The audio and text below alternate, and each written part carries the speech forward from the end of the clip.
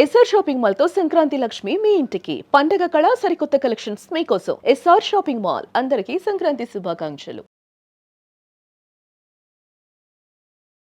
నమస్తే ప్రశాంత్ గారు. నమస్తే మేడం. ఇప్పటి పరిస్థితుల్లో లోన్ తీసుకోవడం అనేది సామాన్యుడికి లాభంగా మారిందంటారా, భారంగా మారిందని అంటారా? మీ హానెస్ట్ రివ్యూ ఏంటి? అంటే చాలా మంది లోన్స్ తీసుకున్న తర్వాత కూడా ఇబ్బందులు ఫేస్ చేస్తూ ఉంటారు. ఇప్పటికీ అవసరం ఉంది అని తీసుకుంటారు లోన్, బట్ తర్వాత అది పే చేయాలంటే కూడా చాలా ఇబ్బందిగా ఫీల్ అవుతూ ఉంటారు. అప్పుడున్న నీడుని బట్టి అయితే అప్పుడు మనకి లోన్ అవసరం, బట్ కట్టేటప్పుడు చాలా కష్టంగా ఫీల్ అవుతూ ఉంటాం. దీని మీద మీ రివ్యూ ఏంటి? ఇప్పుడు పరిస్థితుల్లో మనం చూసుకుంటే గనక ఈ లోన్ అనేది ప్రతి ఒక్కరు కూడా అవకాశంగానే చూసుకుంటా ఉంటారండి.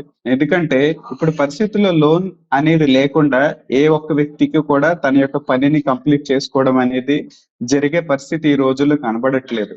ఈ లోన్ అనేది ఎంత అవసరం ఉన్నదో దానిని బట్టి మనకి లోన్ వచ్చిన తర్వాత అది కట్టవలసిన బాధ్యత కూడా ఆ వ్యక్తి మీద ఉంటుంది. కాబట్టి అది భారంగా కూడా ఉంటుంది ఖచ్చితంగా. ఇప్పుడు మన లోన్ గురించి ముఖ్యంగా మనం చూసుకుంటే గనక అసలు లోన్ అనేది ఏ విధంగా మనము ఎవరైనా సరే ఏ విధంగా లోన్ అనేది అప్రోచ్ అవుతారు. ఇప్పుడు మనం లోన్స్ కొన్ని రకాల లోన్స్ గురించి మనం చూసినట్లయితే మనకి ఎడ్యుకేషన్ లోన్ ఒకటి ఉంటుంది. అలాగే బిజినెస్ లోన్ అనేది ఒకటి ఉంటుంది. అలాగే మనం చూస్తే గనక హౌసింగ్ లోన్ అనేది ఉంటుంది. అలాగే వివిధ రకాల లోన్స్ ఒక్కొక్క అవసరాన్ని బట్టి ఒక్కొక్క లోన్ అనేది మనకి అందుబాటులో అనేది ఉంది.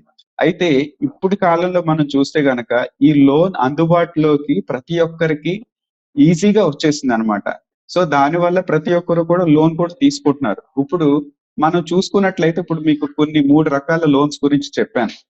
హోమ్ లోన్ గురించి ముందుగా మనం మాట్లాడుకున్నట్లయితే, హోమ్ లోన్ అనేది ప్రతి ఒక్క ఉద్యోగం చేసే ప్రతి ఒక్క వ్యక్తి ఒక స్టేజ్ వచ్చేసరికల్లా తనకంటూ సొంత ఇల్లు కావాలని తను కోరుకుంటాడనమాట.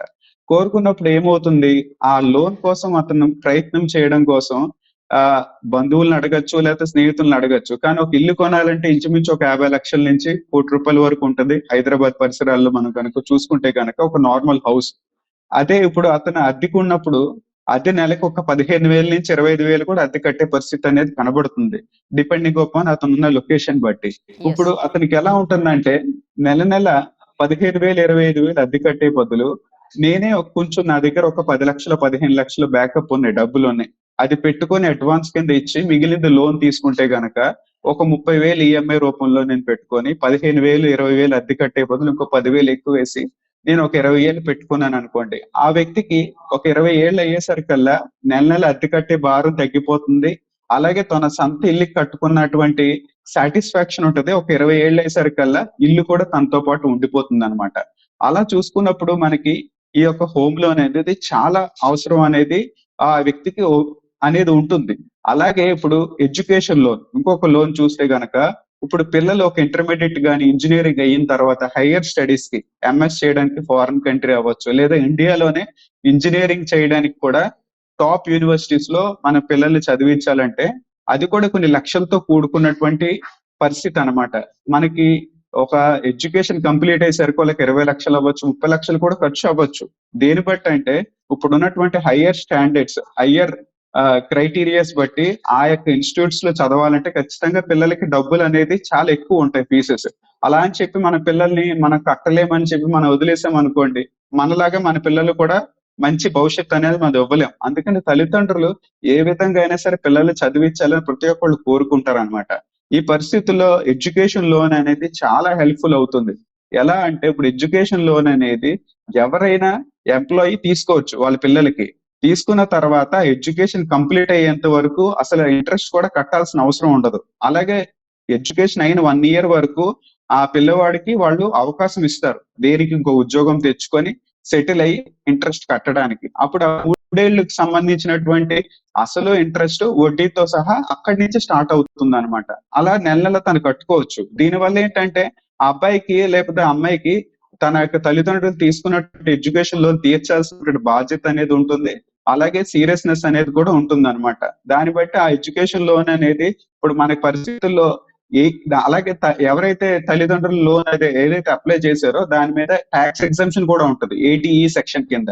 సో తల్లిదండ్రులకి అది ఒక విధంగా లాభం ఉంటది. పిల్లలకి కూడా అది లాభంగా ఉంటది. వాళ్ళకి హైయర్ స్టడీస్ ని మనం అందించడానికి ఉంటుందన్నమాట. అలాగే ఎడ్యుకేషన్ లోన్ కూడా చాలా ప్రాముఖ్యం మనకి చూసుకుంటే గనక. సో పిల్లల భవిష్యత్తుకి అది ఎంతగానో ఉపయోగపడుతుంది అనమాట. అలాగే ఇంకొక మూడో విషయం నేను చెప్పడానికి చూసేది ఏంటంటే బిజినెస్ లోన్ అన్నమాట. ఇప్పుడు ఒక ఉద్యోగం చేస్తున్న వ్యక్తికి అనుకోని పరిస్థితుల్లో తన ఉద్యోగం పోయింది.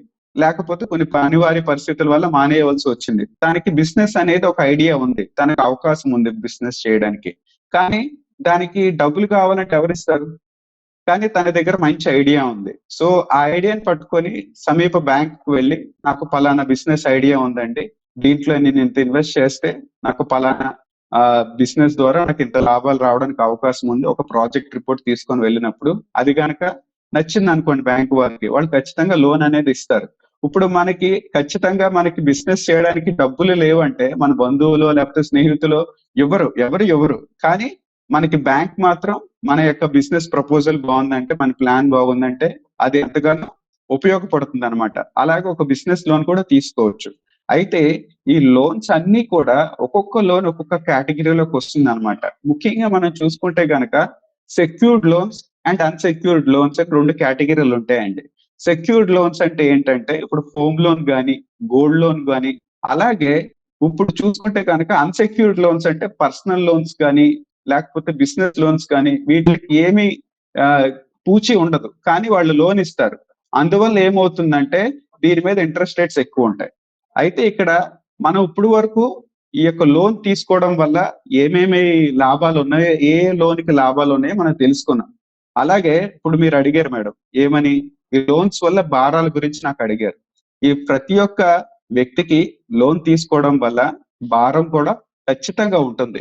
ఎందుకంటే ఇప్పుడు మనం పర్సనల్ లోన్ కానీ, లేకపోతే బిజినెస్ లోన్ గాని చూసుకున్నట్లయితే ఇవి అన్‌సెక్యూర్డ్ కేటగిరీలోకి వస్తాయండి. ఎందుకంటే మనం వాటికి సంబంధించి ఏ విధమైనటువంటి పూచీని అంటే తనఖా బ్యాంక్‌కి ఏమి ఇవ్వట్లేదు. కాబట్టి వాళ్ళు ఏం చేస్తారంటే ఎక్కువ రేట్ ఆఫ్ ఇంట్రెస్ట్ లో వాళ్ళు ఇస్తారనమాట. అది 12% నుంచి 24% అంటే రూపాయి నుంచి ₹2 వడ్డీ కూడా ఉంటుందన్నమాట. మరి ఇప్పుడు పర్సనల్ లోన్ గురించే మాట్లాడుకుంటే గనక పర్సనల్ లోన్ ఎవరికైనా ఇస్తారు. ఇప్పుడు మీరే ఉన్నారు. ఇప్పుడు నాకు మీకు ఒక 50,000 60,000 సాలరీ వస్తుందనుకోండి. నాకు పర్సనల్ లోన్ కావాలంటే వితిన్ మినిట్స్ లో మీకు లోన్ మీ అకౌంట్ లోకి క్రెడిట్ అయ్యే అవకాశం కూడా ఉందన్నమాట. అవును. అంత ఫ్లెక్సిబిలిటీ అనేది ఉంటుంది. పర్సనల్ లోన్ ఇప్పుడు మనం చూసుకుంటే గనక ఏ అవసరం వచ్చినా సరే, ఇప్పుడు మా ఫ్రెండ్ ఏదో మంచి బైక్ కొనుక్కున్నాడు నాకు కావాలనుకుంటే గనక పర్సనల్ లోన్‌కి వెళ్ళిపోతారు.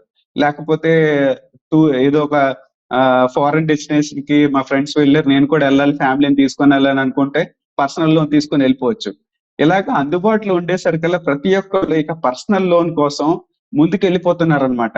కానీ అది కట్టేసరికల్లా వాళ్ళకి తల మీద భారం వచ్చేస్తుంది. ఎందుకంటే ఆ రేట్ ఆఫ్ ఇంట్రెస్ట్ ఎంత ఉంటుంది? 12% నుంచి 24% కూడా కానీ ఒకటి ఉంటుందన్నమాట. ప్రశాంత్ గారు, అక్కడ మనకి అవసరం కనిపిస్తుంది కానీ రేట్ ఆఫ్ ఇంట్రెస్ట్ అనేది రేర్ కేసెస్‌లో ఆలోచిస్తాం. ఎందుకంటే ఇక్కడ మనకి అంత నీడ్ ఉంది కాబట్టి అంత అమౌంట్ ఈజీగా లోన్ తీసుకోవడానికి కూడా మనం ఇంట్రెస్ట్ చూపిస్తున్నాం. అంటే ఇప్పుడున్న సిట్యుయేషన్‌లో బ్యాంక్ లోన్స్ నిజంగా చాలా ఈజీ అయ్యాయి. అంటే మీరు చెప్తున్న దాన్ని బట్టి ఒక్కొక్కటి ఒక్కొక్క కేటగిరీలో ఉంది. బిజినెస్ లోన్ కావచ్చు, పర్సనల్ లోన్ కావచ్చు, హోమ్ లోన్ కావచ్చు, ఇవన్నీ కూడా. అంటే కష్టంగా ఉందా? లోన్స్ తీసుకోవడానికి ఈజీగా ఉందని అనుకోవచ్చని అంటారా? లోన్స్ తీసుకోవడం అయితే చాలా ఈజీగానే ఉందండి. ఎందుకంటే ఇప్పుడు ప్రాసెస్ అంతా సింప్లిఫై చేశారనమాట.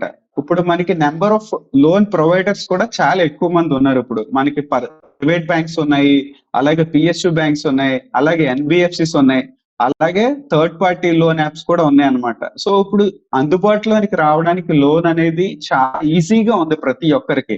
అందుకని వాళ్ళు తీసేసుకుంటున్నారు. తీసుకున్న తర్వాత వాళ్ళు కట్టలేకపోతే ఏమవుతుందంటే దీనివల్ల వచ్చే భారం ఏంటంటే క్రెడిట్ స్కోర్ అనేది తగ్గిపోతా ఉంటుందన్నమాట. ఇప్పుడు క్రెడిట్ స్కోర్ అని చూసుకుంటే గనక ఎవరికైనా సరే సిబిల్ స్కోర్ అనేది అబౌవ్ 650 ఉంటేనే కదా క్రెడిబిలిటీ బాగుందని చెప్పి వాళ్ళకి లోన్ అనేది వస్తుంది. ఇప్పుడు పర్సనల్ లోన్ గానీ లేకపోతే చిన్న చిన్న హ్యాండ్ లోన్స్ ఏవైతే అందుబాటులో ఉన్నాయి కదా అని చెప్పి తీసుకుంటారు. కానీ అది కట్టకపోతే ఏమవుతుందంటే రేపు పొద్దున్న నిజంగానే మీకు అవసరమైనప్పుడు ఏదైనా హౌస్ లోన్ కావాలి, లేకపోతే ఎమర్జెన్సీలో మీకు ఏదైనా బిజినెస్ లోన్ కావాలి, అలాంటప్పుడు మనకి లోన్ రాదండి. అందుకని ఏంటంటే మనం లోన్ తీసుకున్నప్పుడు ఖచ్చితంగా అది టైంకి మనం కట్టగలిగినటువంటి కెపాసిటీ ఉంటేనే మనం తీసుకోవాలి. ముఖ్యంగా పర్సనల్ లోన్స్ ట్రాప్స్ లోకి వెళ్ళిపోయి మన ఫ్రెండ్స్ ని చూసో లేకపోతే బంధువులు చూసో పులిని చూసి నక్క వాతలు పెట్టుకున్నట్టు చాలా మంది ఏంటంటే ఇతరులు చూసి తమ కోరికలు తీర్చుకోవడానికి అందుబాటులో ఉంది కదా అని పర్సనల్ లోన్కి వెళ్ళిపోతా ఉంటారు. దానివల్ల వాళ్ళ సిబిల్ స్కోర్ అనేది దెబ్బతింటుంది. అలాగే వాళ్ళకి కలిగేటువంటి నష్టం ఏంటంటే నిజంగా అవసరం ఉన్నప్పుడు వాళ్ళకి లోన్ అనేది రాకుండా జరిగిపోతుంది అనమాట. అందుకని ఎప్పుడైతే సమయానికి మనం కట్టలేకపోయామో, లేకపోతే మనకి ఫైనాన్షియల్ క్యాపబిలిటీ అనేది లేదో, అప్పుడు ఈ లోన్ అనేది భారంగా ఉంటుందన్నమాట. కాబట్టి లోన్ తీసుకునే ముందు 1-2 సార్లు మనం ఆలోచించి అది నిజంగా అవసరమైతేనే తీసుకోవాలి, లేకపోతే అవాయిడ్ చేయాలి. రైట్. నీడుని బట్టే మనం లోన్ తీసుకోవాలంటారు. దాంతో పాటు పర్సనల్ లోన్‌కి అసలు వెళ్ళొద్దు అని సజెస్ట్ చేస్తున్నారా మీరు ప్రశాంత్ గారు? పర్సనల్ లోన్ అనేది నేనైతే ఖచ్చితంగా చెప్తాను. పర్సనల్ లోన్ ఎవరైతే తీసుకుంటారో వాళ్ళకి ఫైనాన్షియల్ డిసిప్లిన్ లేదని నేను అంటాను. ఎందుకంటే యాజ్ ఎ ఫైనాన్షియల్ ప్లానర్ గా నేనేంటంటే ప్రతి ఒక్క అవసరానికి ఒక ప్లానింగ్ అనేది మనం చేసుకున్నప్పుడు పర్సనల్ లోన్ జోలికి వెళ్లాల్సిన అవసరం ఉండదు. కాకపోతే దానికి కావాల్సింది ఏంటంటే కొంచెం పేషెన్స్ ఉండాలి. ఇప్పుడు మనం ఒక కార్ కొనుక్కుందాం అనుకున్నాం అనుకోండి, కార్ లోన్ రూపంలో మన కార్ లోన్ తీసేసుకోవచ్చు. కానీ అలా కాకుండా మనము కొంత సేవింగ్ చేసుకోవాలి. మంత్లీ ఒక 5,000 10,000 కార్ కొనడానికి ఒక 2 ఏళ్ళు 3 ఏళ్ళు మనం ఓపిక పట్టి అట్లీస్ట్ ఒక 50% అయినా మన కార్పస్ పూల్ చేసుకోగలిగితే అప్పుడు రిమైనింగ్ అమౌంట్ కి లోన్ కి వెళ్ళినా మనం అది కట్టగలిగినటువంటి కెపాసిటీ అనేది మనకు ఉంటుంది అనమాట. కాబట్టి మనం ఒక ప్లానింగ్ ప్రకారం లోన్ తీసుకుంటే గనక మనం పే చేసుకోగలిగినటువంటి కెపాసిటీ కూడా మనం చూసుకొని పే చేస్తేనే మనకి లోన్ వస్తుందండి. అలాగే ఇంకొక ముఖ్యమైన విషయం నేను చెప్పాలనుకుంటున్నాను. ఇప్పుడు లోన్ కూడా ఎవరైనా సరే లోన్ తీసుకునేటప్పుడు మన జీతం ఫర్ ఎగ్జాంపుల్ ఒక ఎంప్లాయీ జీతం ఒక 50,000 ఉందనుకోండి. అతను లోన్ ఈఎంఐ 60% కంటే ఎక్కువ ఉండకూడదు. అంటే ఒక 30,000 మాక్సిమం ఈఎంఐ ఉండాలన్నమాట. 30,000 కంటే ఎక్కువ ఉందనుకోండి, మరి అతని డైలీ ఎక్స్పెన్సెస్ ఇంట్లో ఉన్నటువంటి ఖర్చులు ఉంటాయి. మళ్ళానేమో ఫ్యామిలీని నడిపించాలి, పిల్లల ఎడ్యుకేషన్ ఇవన్నీ ఉంటాయి కదా. కాబట్టి 60% కంటే ఎక్కువ ఈఎంఐ ఎవరు ఉంచరు. కానీ ఈ పర్సనల్ లోన్స్ ఉన్నాయి కదండి, వాటికి ఆ క్రైటీరియా చూడరు. మీకు సిబిల్ స్కోర్ కనుక 700, 800 ఉందనుకోండి, వాళ్ళు ఇచ్చేస్తారు. మీ నెల జీతం ఎంత ఉందో, ఈఎంఐ ఎంత ఉందో వాళ్ళు చెక్ చేసుకోరు. అన్ని చెక్ చేయవు. కానీ బ్యాంక్స్ మాత్రం చెక్ చేస్తాయి. ఇప్పుడు యాప్స్ ద్వారా తీసుకునే దాంట్లో చెక్ చేయవు. అందువల్ల ఏమవుతుందంటే మన జీతం ఎంత ఉందో ఈఎంఐ ఎంత ఉంటే మరి మనకి తినడానికి డబ్బులు ఎక్కడి నుంచి వస్తాయి, కుటుంబం నడిపించడానికి డబ్బులు ఎక్కడొస్తాయి, మన నిత్యావసర వస్తువులు ఎలా కొనుక్కుంటాం మనం? ఇది డిసిప్లిన్ లేకపోవడం వల్లే జరుగుతుంది అనమాట. అందువల్లే ప్రతి ఒక్కళ్ళు ఈ పర్సనల్ లోన్ ట్రాప్ లో ఒక్కసారి వెళ్ళారంటే అది బయటపడడం చాలా కష్టం అవుతుంది.